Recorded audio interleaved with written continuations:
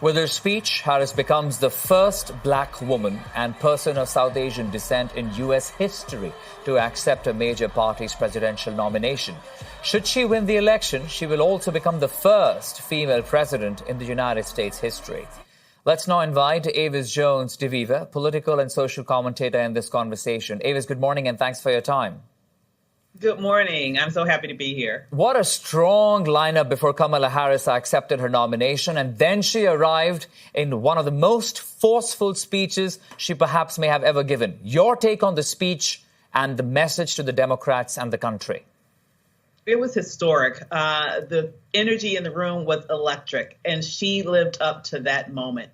She came there and gave people a sense of who she was. She literally introduced herself to America, letting them know about her background, her mother, her childhood, her work as a prosecutor, and her experience of really fighting for the people her entire life. And then she laid out specific policy planks that she would be focused on, like protecting our reproductive freedom, like our ability to have our children go to school free of gun violence, like our ability to have a country where individuals will be able to work and be able to have the freedom to actually have a union and be paid fairly. Like all of these things that she's cared about and that she's worked on all of her life, it just kind of culminated in that moment. And let me tell you, the crowd was here for it. Wow. Avis, I know she made some really big announcements in terms of policies. We heard that yesterday. She also focused on the middle class a whole lot more. And while, of course, these are big promises that the vice president is making, my question to you is there any more clarity on how she will be able to achieve them? Did she present those, arguments in front of the people last night? Yeah, she did not go into the technicalities because, our system is a little complicated. And here's the reality.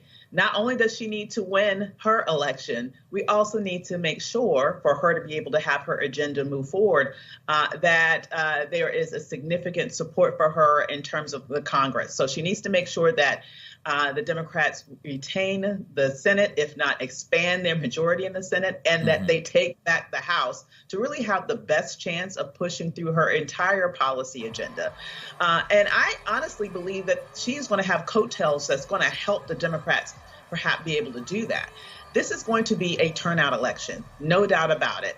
And turnout is all about energy. Who has the most excited base? She definitely has the most excited base. But in addition to that, she's been speaking to independents. She's been speaking to Republicans who are repulsed by the circus that is the Donald Trump show. And she's been weaving that into not only her remarks, but it's been woven out throughout the entire convention. I'm excited to see what the convention bump is going to be, because I believe that her base is going to be expanded by a lot of people who do not necessarily identify themselves with the Democratic Party, but know that she's the right candidate for this moment. Yeah, it was really interesting to see so many Republicans actually came in and endorsed Kamala Harris. And of course, there were messages for Republicans as well on what they need to be doing in the country. So that was interesting. But let me ask you about the path forward. 70 plus days to the election. It all begins now, because this event was to showcase Kamala Harris and what she could bring for the country. Tim Walz as well. Democrats have done that, and they have done that well. But now they need to hit ground. Your thoughts on the challenges that lie ahead, Avis? It's time to do the work. And I think, harkening back a couple of days, Michelle Obama really hit that note really hard. I mean, now it's time to go out there and do something, and don't ask for a personal invitation. You know what you have to do. Get people mobilized, get people registered, make sure that people have a voting pen, make sure that people vote early, make sure that people get out there and do the work. So they know that. But in addition to that, I would say another big thing that's coming up specifically for her is the debate, right? So the debate is going to take place September 10th. And that, to me, is going to be that next big opportunity for her to be on the national stage, where people can really see the contrast between the prosecutor and the convicted felon, and then make a decision around who are they going to trust for the future of this nation. And it's my belief that if the Democrats turn out and not just get excited, but actually turn out, this race is hers to lose. All right. We'll leave it at that. Avis Jones-DeWeever, political and social commentator, thank you for your inputs. Thank you.